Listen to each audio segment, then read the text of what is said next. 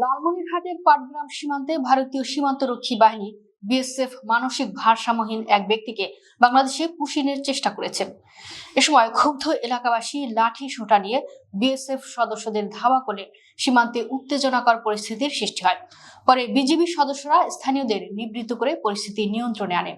শনিবার বিকেলে শ্রীরামপুর ইউনিয়নের আজিজপুর সীমান্ত এলাকায় এ ঘটনা ঘটে।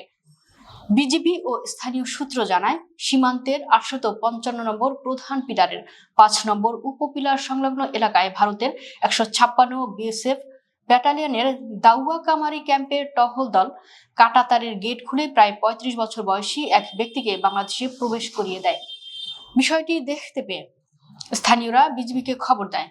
পরে ৬১ বিজিবির কালীরহাট ক্যাম্পের সদস্যরা ঘটনাস্থলে গিয়ে ওই ব্যক্তিকে একই পথ দিয়ে শূন্যরেখায় ফেরত পাঠান।